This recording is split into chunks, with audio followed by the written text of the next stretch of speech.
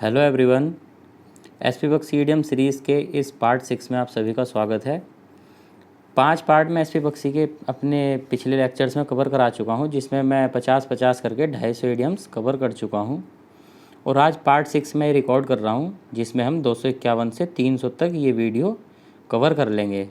पिछले 5 पार्ट आप मेरी प्लेलिस्ट में चेक कर सकते हैं और 6 पार्ट आज हम शुरू करते हैं। इसमें जो पहली इडियम है वो क्या है, ये है let the cat out of the bag. देखिए इसमें जो ये इडियम है let the cat out of the bag, इसमें आप देखिए एक तो वर्ड है कैट और एक है बैग। इसको आप ऐसे समझ लीजिए कि कोई आपके पास कोई कैट है जो कि किसी बैग में आपने बंद की हुई है और अचानक से किसी के सामने वो कैट उस बैग से बाहर आ गई। ठीक है, तो जब कैट बैग के अंदर थी तो वो एक रहस्य बना हुआ था, है ना, एक सीक्रेट था कि पता नहीं बैग के अंदर क्या है ऐसा जो फड़फड़ा रहा है वो। और जैसे ही वो बैग के बाहर निकलती है तो वो रहस्य जो था उस बंदे के सामने उजागर हो गया, है ना। तो ये क्या हो जाएगा, let the cat out of the bag, to disclose, या रहस्य उजागर करना। ठीक है, उसके बाद आता है live in A fools paradise. देखिए फूल्स पैराडाइज, पैराडाइज क्या होता है, ये होता है स्वर्ग। ठीक है, और फूल होता है मूर्ख। अब मूर्ख होगा स्वर्ग, इसे क्या, कोई व्यक्ति है वो मूर्ख है और वो अपने आप को बोलता है कि मैं तो यार स्वर्ग में जाऊँगा, है ना। तो वो क्या कर रहा है, अपने आप को बार बार बोलकर कि स्वर्ग में जाऊंगा, तो वो एक अपने आप को झूठी तसल्ली दे रहा है, यानी कि फॉल्स होप। ठीक है, उसके बाद आता है हमारा ये लॉयन शेर। देखिए लायन जो होता है, जो शेर होता है, जब वो कोई शिकार करता है तो वो उस शिकार का सबसे बड़ा हिस्सा खुद खाता है और बाकी जो बचा हुआ होता है वो उसको गीदड़ या भेड़िए खा लेते हैं। ठीक है, क्योंकि वो शेर है, वो जंगल का राजा है, तो सबसे बड़ा शेर तो वही रखेगा ना, सबसे बड़ा पार्ट वही खाएगा उस शिकार का। तो यही इसका मीनिंग है, लॉयन शेयर लार्ज पार्ट, बड़ा हिस्सा। ठीक है, उसके बाद आता है लोव्स एंड फिशेस। देखिए लोव्स जो होता है ये होता है रोटी और फिशेस होता है मछली।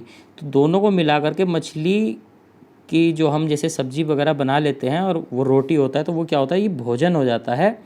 तो भोजन क्या होता है कि अपने आप में मटेरियल ही तो होता है ना, तो ये क्या हो जाएगा, मटेरियल बेनिफिट, यानी भौतिक लाभ। ठीक है, उसके बाद आता है हमारा ये लाइव वायर। देखिए जो वायर है, जो तार है, उसमें करंट होगा तभी तो वो लाइव होगा, वरना वो कहावत है कि तार हो तो उसमें करंट हो, वरना बिना करंट वाले तार पर तो लोग कपड़े सुखा देते हैं ना। तो जिस तार में करंट होगा वही तो लाइव होगा, तो वही जिंदा दिल बोला जाएगा।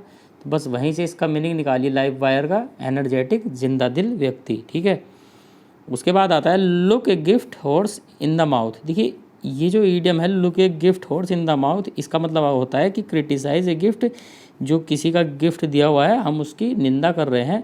इसका आप ध्यान रखना कि जो एग्ज़ाम में ये वाली ईडियम आती है ये नॉट लगा के भी दे देते हैं, not to look a gift horse in the mouth, तो वो आ जाएगा not to criticise a gift, तो वहाँ पर निगेटिव में आएगा, यहाँ पर ये नॉट नहीं है तो ये वाला पॉजिटिव में है। ठीक है, तो आप इसको इतना ध्यान रखना कि नॉट लगा हुआ है या नहीं है। ठीक है, इसके बाद वाली जो इडियम है ये लूज वंस हेड। अब इसमें देखिए हेड को आप दिमाग निकालिए, इसका मीनिंग जो हिंदी में होता है तो वो ब्रेन जो होता है ना, तो अब अपना दिमाग खो देना, तो दिमाग से ही तो सारा बॉडी का जो संतुलन है हमारे शरीर का वो दिमाग से ही तो चलता है।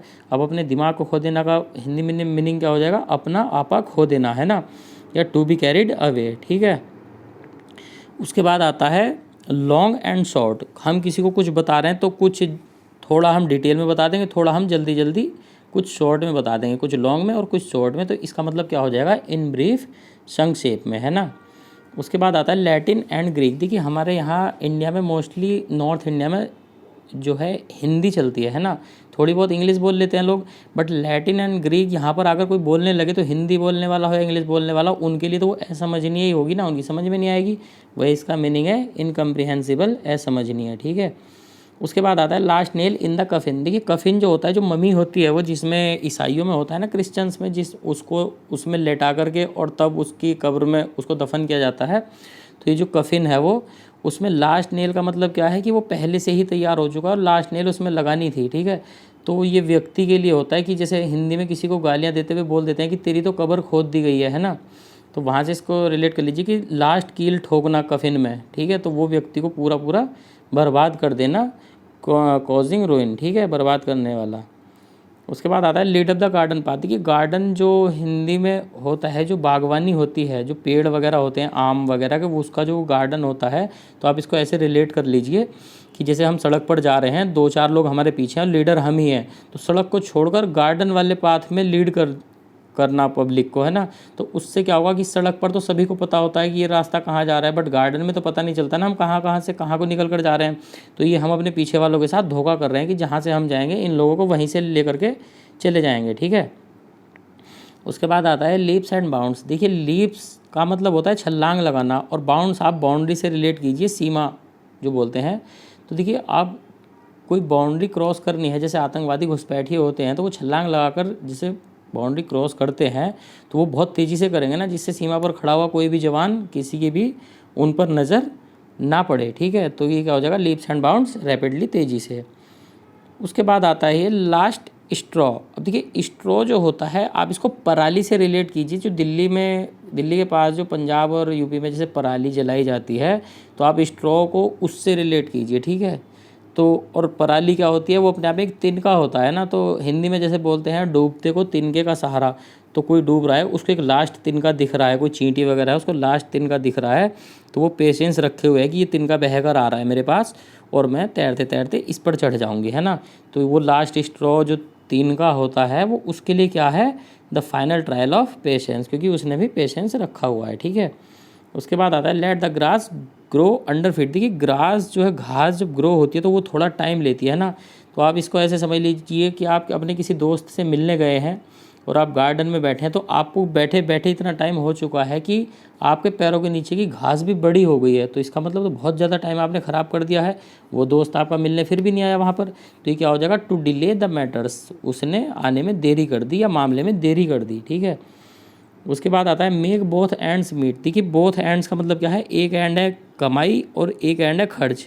तो जितनी हम कमाई कर रहे हैं उतने उसी के अनुसार हम अपना खर्च कर रहे हैं, उससे ज़्यादा खर्च नहीं कर रहे हैं, ठीक है। तो इसका मीनिंग क्या हो जाएगा, to live within one's means, ठीक है, अपनी हैसियत के अनुसार जीवन जीना। उसके बाद आता है mend one's fences. Mend one's fences को आप देखिए, जो फेंस होते हैं ये होता है जो हम बेड़ा बनाते हैं, बाड़ा बनाते हैं ना, बाड़ या बाड़ा बोलते हैं, शायद उसको बाड़ बोलते हैं और वैसे बेड़ा बोलते हैं।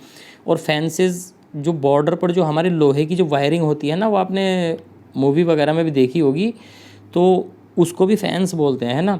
और फैंस को मैंड करना यानी कि सुधारना उसको, ठीक है।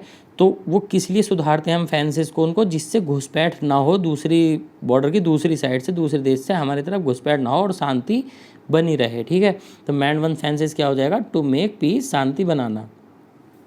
उसके बाद आता है मेक ए क्लीन ब्रेस्ट। देखिए ब्रेस्ट जो वर्ड है, चेस्ट और ब्रेस्ट ये दोनों सीने के लिए यूज़ होते हैं। जो सीना होता है, तो चेस्ट जो होता है वो मेल का जो सीना होता है, ठीक है, उसको बोलते हैं। और ब्रेस्ट जो बोलते हैं वो फीमेल के लिए यूज़ होता है। तो ब्रेस्ट को आप ऐसे समझिए कि जो दिल होता है वो तो चेस्ट या ब्रेस्ट के पास यहीं पर होता है, और जिसका दिल साफ़ है, क्लीन ब्रेस्ट है या दिल साफ़ है जिसका, वो तो अपने अपराध को स्वीकार कर ही लेगा ना, वो झूठ थोड़ी ना बोलेगा। तो ये क्या हो जाएगा, make a clean breast, to confess, अपराध स्वीकार करना, ठीक है। उसके बाद क्या आता है, मेक अमेंड्स। देखिए अमेंड्स का मतलब क्या होता है, ये होता है मुआवजा।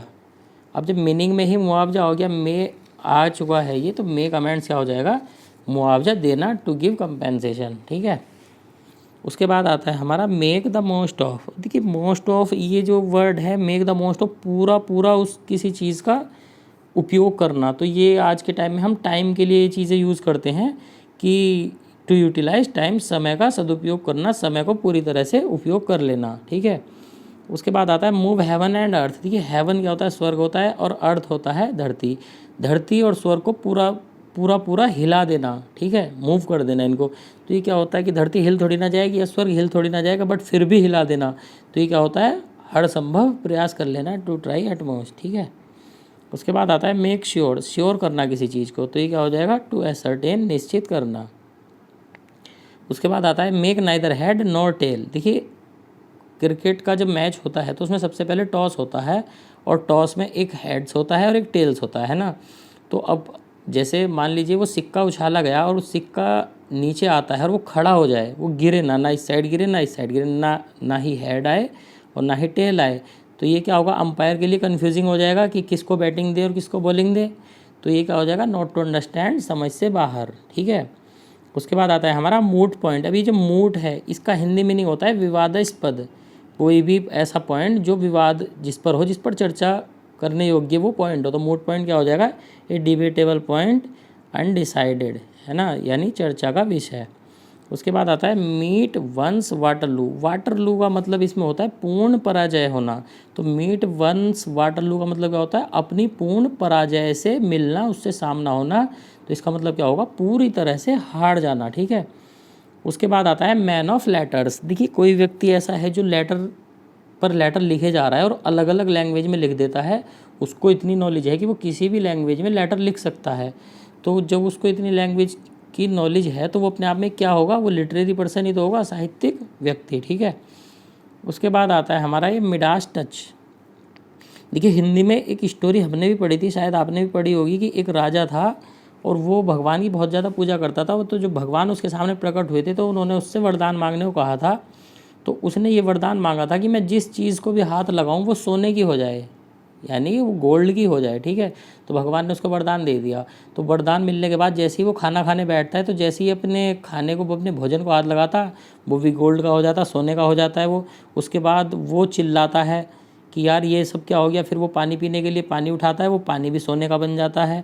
तो वो फिर और ज़्यादा चिल्लाता, तो उसकी बेटी भाग कर आती है कि ये क्या हुआ, तो ऐसे क्यों चिल्ला रहे हो। तो वो अपनी बेटी को, जैसे ही अपनी बेटी के सिर पर हाथ रखता है तो वो उसकी बेटी भी सोने की बन जाती है। तो वो बहुत ज़्यादा परेशान हो जाता है। फिर से वो भगवान की पूजा करता है और उनको वापस से जब भगवान प्रकट होते हैं तो वो उनसे बोल देता है कि मुझे ये वरदान नहीं चाहिए, मैं ऐसे ही ठीक हूँ, ठीक है। तो ये स्टोरी थी। तो ये वही मिडास है जो राजा था। अब मिडास टच क्या होता है कि वही हर चीज़ को सोने में बदल देने वाला स्पर्श, ठीक है। A touch which turns anything into gold, ठीक है। उसके बाद मेक लाइट ऑफ। तो इसका मतलब होता है किसी को लाइटली लेना, कोई भी चीज़ या कोई भी व्यक्ति हो उसकी केयर न करना, मेक लाइट ऑफ, ठीक है, हल्के में लेना या कम आंकना। उसके बाद आता है हमारा मैन ऑफ पार्ट्स। इसका मीनिंग आता है a man of qualities. Man of parts क्या होता है, गुणी व्यक्ति, ठीक है। उसके बाद आता है मीली माउथ। देखिए इसमें जो मीली वर्ड है ये MEAL, ये पढ़िए पहले। मील जो होता है, मील बोलते हैं हम भोजन को, ठीक है। जैसे मिड डे मील होता है तो मील बोलते हैं हम भोजन को। तो भोजन को आप यहाँ चीनी से रिलेट कर लीजिए, शुगर से। तो चीनी और माउथ जो होता है कि चीनी से भरा माउथ, है ना। तो चीनी अपने आप में मीठी होती है बहुत ज़्यादा। तो जो चीनी खाने के बाद जो व्यक्ति बोलता है तो हम ऐसा बोलते हैं ना कि ये व्यक्ति इतना मीठा है कि बस ऐसा लगता है जैसे मुंह में हर टाइम चीनी रखकर घूमता हो। तो मीली माउथ क्या हो जाएगा, सॉफ्ट स्पोकन, मीठी बातें करने वाला। उसके बाद आता है फिर से हमारा मैन ऑफ स्ट्रॉ। स्ट्रॉ मैंने वर्ड अभी आपको बताया था कि आप इसको पराली से रिलेट कर लीजिए। गांव में आपने देखा होगा कि जब जंगली जानवर किसानों की फसल बर्बाद करते हैं तो किसान पराली का एक पुतला बनाकर खेत में खड़ा कर देते हैं, जिससे रात में जानवरों को लगे कि किसान अपने खेत पे खड़ा है और वो उसके खेत में नहीं घुसेंगे, है ना। तो ये मैन ऑफ स्ट्रॉ वहीं से रिलेट करिए इसको। इसका हिंदी एग्जैक्ट मीनिंग बिजूका होता है। बिजूका बोलते हैं उसको, जो वो पराली का वो बनाया जाता है। तो पराली का जो बना हुआ व्यक्ति होगा उसमें जान थोड़ी ना होगी, उसको आप एक मुक्का मारोगे वो नीचे गिर जाएगा। जंगली जानवर भी तोड़ देते हैं, उसको गिरा देते हैं। तो मैन ऑफ स्ट्रॉ क्या होगा, पराली का जो बना हुआ व्यक्ति होगा वो ए वीक पर्सन, कमज़ोर व्यक्ति, ठीक है। उसके बाद आता है मेंस मैटर्स। आप ऐसा समझिए कि आप कोई मीडिएटर हैं या कोई एडवोकेट हैं और दो पक्षों में जो झगड़ा होता है तो आप उन दो पक्षों की बातें सुनते हो और उनमें फैसला कराने का सोचते हो, है ना। तो जब दोनों पक्ष अपनी अपनी बात रखेंगे तो आप क्या करेंगे कि दोनों पक्ष जो एक दूसरे के बारे में निगेटिव उल्टा सीधा बोल रहे हैं उसको तो छिपाओगे, और जो वो दोनों एक दूसरे के बारे में पॉजिटिव बोले बस वही उनको बताओगे कि यार ये तुझे इतना प्यार करता है और ये तुझे इतना प्यार करती है, तुम फिर भी यार एक दूसरे से इतना क्यों लड़ते हो, है ना। तो वो क्या कर रहा है कि उनके जो निगेटिव पॉइंट्स एक दूसरे के बारे में बोले अगर वो बताएगा तो झगड़ा और ज़्यादा बढ़ जाएगा उनके बीच, है ना। तो वो उस निगेटिव पॉइंट को छिपा रहा है और पॉजिटिव पॉइंट बताने के बाद उनका मामला शांत करा रहा है। तो ये वही क्या है, mends matters, hide the truth and pretend, मामले को शांत कराना कैसे भी करके, ठीक है। उसके बाद आता है मेयर्स नेस्ट। देखिए मेयर जो वर्ड है ये घोड़ी के लिए यूज़ होता है, ठीक है। हॉर्स जो यूज़ होता है वो मेल होता है, घोड़ा होता है, और मेयर होती है घोड़ी, ठीक है। तो मेयर्स नेस्ट, अब नेस्ट होता है घोंसला। घोंसला घोड़ी का थोड़ी ना होता है यार, वो तो पक्षियों का होता है ना। तो अब कोई कहे मैंने घोड़ी के लिए घोंसला तैयार करा है, तो यार वो सामने वाला व्यक्ति है तो पागल है, वो झूठ बोल रहा है फिर, है ना। तो उसने जो घोंसला बनाया वो एक आविष्कार बता रहा है कि मैंने ऐसा आविष्कार करा कि घोड़ी भी घोंसले में बैठ जाएगी। कैसे बैठ जाएगी, तो वो क्या हो जाएगा, ए फॉल्स इन्वेंशन, झूठा आविष्कार उसने किया है, ठीक है। उसके बाद आता है हमारा नल एंड वॉइड। देखिए नल और वॉइड दोनों का मतलब ही खाली होता है, तो वही इसका मीनिंग हो जाएगा इनइफेक्टिव, प्रभावहीन, ठीक है। उसके बाद आता है नेक्स्ट टू नथिंग। तो ये नेक्स्ट टू नथिंग क्या हो जाएगा, ऑलमोस्ट नथिंग, न के बराबर, ठीक है। उसके बाद आता है हमारा नेक एंड क्रॉप। तो देखिए नेक जो होता है वो होती है हमारी गर्दन, है ना। और ये क्रॉप वर्ड जो है आपने अपने मोबाइल में फ़ोटो जब हम एडिट करते हैं वहाँ बहुत ज़्यादा ये वर्ड देखा होगा, क्रॉप करना। क्रॉप क्या होता है, क्रॉप होता है जब हम फोटो को काटते हैं ऊपर से और नीचे से। तो नेक एंड क्रॉप, गर्दन को काटना। अभी काटने के लिए वर्ड यूज़ कर रहे हैं हम क्रॉप, और नेक क्या है, नेक है हमारी गर्दन। अब हमने किसी की गर्दन काट दी तो वो क्या होगा, वो तो मर ही जाएगा, वो तो पूर्ण रूप से मर ही गया। तो वहाँ से आप इसको रिलेट करिए, नेक एंड क्रॉप, किसी की गर्दन को काटना तो कम्प्लीटली मार देना उसको, पूर्णतः है, ठीक है। No love lost. देखिए नो लव लॉस्ट, वैसे तो नो लव लॉस्ट है, बट अगर हम लव लॉस्ट ही वर्ड इसमें देखें तो उसका मतलब क्या होता है कि जिन दो लोगों के बीच प्यार ना हो, लव लॉस्ट हो चुका हो। तो नो लव लॉस्ट ऐसे हम बोल के देखें तो ये क्या हो जाएगा, इंटेंस डिसलाइक, घृणा, ठीक है। उसके बाद आता है हमारा ये निप इन द बड। देखिए निप जो वर्ड है इसका मीनिंग होता है नोचना, नाखूनों से नोचना, ठीक है। और बड क्या होती है, बड जो हमारा फूल खिलता है किसी पेड़ पर, उससे पहले जो फूल बंद होता है वो बोलते हैं ना कली थी छोटी सी, कली से फूल बना है। तो कली को नोच देना, तो इसका मतलब क्या है कि उसको फूल बनने से पहले ही, फ्लावर बनने से पहले ही नोच देना, जिससे वो फ्लावर बने ही ना। तो ये क्या हो जाएगा, to destroy in the very beginning, ठीक है, शुरुआत में ही नष्ट करना। उसके बाद आता है हमारा नॉट वर्थ वन साल्ट। तो ये क्या होता है, जैसे हम बोलते हैं कि कोई व्यक्ति हमारा इतना वफादार है क्योंकि उसने हमारा नमक खाया है, तो उस नमक के योग्य न होना, ठीक है। नॉट वर्थ वन साल्ट, हमारा नमक खाने के योग्य न होना, तो इसका मतलब क्या हो जाएगा, नॉट डिजर्विंग, अयोग्य, ठीक है। उसके बाद क्या आता है, ऑफ हैंड। ऑफ हैंड का मतलब क्या होता है कि ऑफ का मतलब तो एक तरह से बंद होता है ना, और बंद और हैंड होता है हाथ, हाथ बंद किए हुए ही कोई काम कर देना। जैसे ही सामने से कुछ अचानक से कोई समस्या आई तो बंद हाथ से ही कोई काम कर देना, बिना सोचे विचारे तुरंत कोई काम कर देना। तो ये क्या हो जाएगा, विदाउट प्रिपरेशन और डिले, ठीक है। उसके बाद हमारा आता है ये ओवर हेड एंड ईयर्स। देखिए दो कान व्यक्ति के पास होते हैं और वो कहावत है कि एक कान से सुनना और दूसरे से निकाल देना। तो सिर्फ कानों तक बात रहेगी तो वो क्या करेगा, एक कान से सुनना और दूसरे से निकाल देना। अब हेड यहाँ फिर से आप देख लीजिए कि ब्रेन के लिए यूज़ हुआ है, माइंड के लिए यूज़ हुआ है। अब कान से कोई बात हमने सुन ली और उसको सीधे दिमाग में उतार लिया, ठीक है। तो ये क्या हो जाएगा, एक्सेसिवली, उसको हमने बहुत ज़्यादा सीरियस ले लिया, उस बात को दिमाग में रख लिया, ठीक है। उसके बाद आप ये दो इडियम्स एक साथ देखिए, आउट ऑफ क्वेश्चन और आउट ऑफ द क्वेश्चन। देखिए इसमें एक आर्टिकल है THE, द। अब ये द जो वर्ड है ये नीचे वाले में लगा है, ऊपर वाले में नहीं है। तो इडियम्स जो देखने में साइज के हिसाब से बड़ी लग रही है वो कौन सी है, वो नीचे वाली है ना। तो वहीं से आप इसकी हिंदी रिलेट कर लीजिए, इसमें वरना आप कन्फ्यूज़ हो जाएंगे कि आउट ऑफ क्वेश्चन। तो जैसे हम बोलते हैं his success is out of question, वह व्यक्ति इतना पढ़ता है कि his success is out of question, उसकी सफलता निश्चित है ना। तो ये आउट ऑफ क्वेश्चन तो निश्चित वर्ड है और एक अनिश्चित है, तो नीचे दा फालतू लगा हुआ और इसमें ए फालतू लगा हुआ। तो जो बड़ी हिंदी है वो बड़े वाले के लिए आएगी, जो छोटी हिंदी है वो छोटे वाले के लिए आएगी। और हम ऐसे बोलें कि वह व्यक्ति बिल्कुल भी नहीं पढ़ता, so his success is out of the question, कि उसकी सफलता अनिश्चित है, शायद वो पास भी हो पाएगा या नहीं। तो छोटे इडियम के लिए छोटी वाली हिंदी और बड़े इडियम के लिए बड़ी हिंदी। तो आउट ऑफ द क्वेश्चन अनिश्चित, आउट ऑफ क्वेश्चन निश्चित, ठीक है। उसके बाद आता है हमारा आउट ऑफ द वुड्स। देखिए वुड्स, वैसे वुड का मतलब तो होता है लकड़ी, और ये जो वुड्स, ये प्लूरल वाला वुड्स जो है इसका मतलब होता है जंगल। अब जंगल में कोई व्यक्ति है तो जंगल में तो शेर भी होता है। अब कोई व्यक्ति जंगल में फंस गया तो इसका मतलब क्या है, वो डेंजर में है, खतरे में है ना। और जैसे ही वो उस घने जंगल से बाहर निकल जाएगा तो फिर शेर का खतरा उसको रहेगा नहीं, तो वो क्या हो जाएगा, आउट ऑफ डेंजर, खतरे से बाहर, ठीक है। उसके बाद आता है हमारा ये order of the day. Order of the day का मतलब क्या है कि कोई भी चीज़ ऐसी जो पूरे दिन, जिसका जो पूरे दिन एक प्रचलन में रहे, फैशन में रहे, उसी का नाम दुनिया में घूमता रहे। तो ऑर्डर ऑफ द डे, जो पूरे दिन एक ऑर्डर में रहे, तो ये क्या हो जाएगा, इन फैशन, प्रचलन में, ठीक है। इसके बाद आता है ऑन द स्कोर ऑफ। देखिए ऑन द स्कोर, स्कोर को आप यहाँ अंक या मार्क्स से रिलेट कर सकते हैं कि जितने इसके मार्क्स हैं उसी के अकॉर्डिंग काम करना। तो मार्क्स या उसके जो अंक है वो उसका क्या है, ग्राउंड है जिसके आधार पर वो व्यक्ति काम करता है। तो ये हो जाएगा ऑन द ग्राउंड्स ऑफ के आधार पर। एक ही आता है ऑन दैट स्कोर, तो इसका मतलब क्या है, फॉर द रीज़न, कोई कारण है उसके बारे में कोई बात चल रही है, ठीक है। तो ऑन दैट स्कोर क्या हो जाएगा, उस बारे में। उसके बाद आता है ओवर एंड अबव। दोनों ओवर एंड अबव दोनों का मतलब क्या होता है, ऊपर, ठीक है। तो ऊपर कोई चीज़ है तो इसका मतलब वो तो थोड़ी और ज़्यादा है नीचे वाली से, तो ये क्या हो जाएगा, मोर ओवर, बिसाइड्स या के अतिरिक्त, ठीक है। उसके बाद देखिए ये वर्ड है आउट एंड आउट। क्रिकेट में आपने देखा होगा अंपायर जिस व्यक्ति को आउट दे देता है, जिस प्लेयर को आउट दे देता है एक बार, और वो प्लेयर जाके अंपायर से बहस करने लगे कि आउट नहीं है, तो अंपायर 2 बार बोलेगा आउट एंड आउट। तो क्या है कि आप पूर्ण रूप से आउट हो, बहस करने की ज़रूरत नहीं है। तो ये क्या हो जाएगा, आउट एंड आउट कंप्लीटली, पूर्ण रूप से। उसके बाद आता है ऑफ एंड ऑन। मान लीजिए कोई लाइट है, कोई ट्यूबलाइट है जो कि कभी तो ऑफ हो रही है, कभी ऑन हो रही है, कभी ऑफ कभी ऑन। कभी तो एक दिन तो वो ऑफ हो जाती है अपने आप, फिर तो ऑन होती नहीं है। जिस दिन ऑन हो जाती है तो फिर बार बार ऑफ नहीं होती।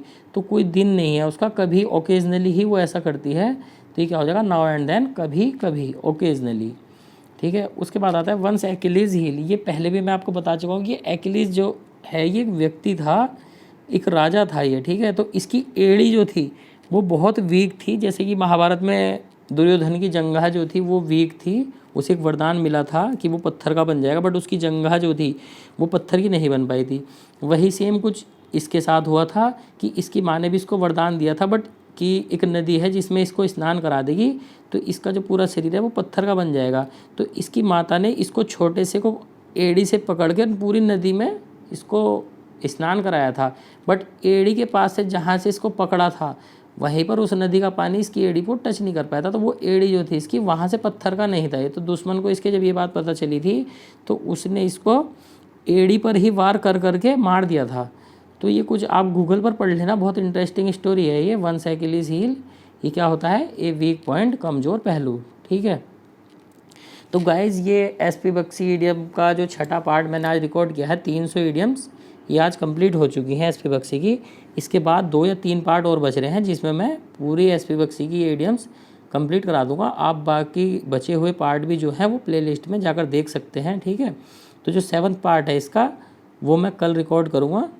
तो कल मिलते हैं फिर, तब तक के लिए बाय बाय, धन्यवाद।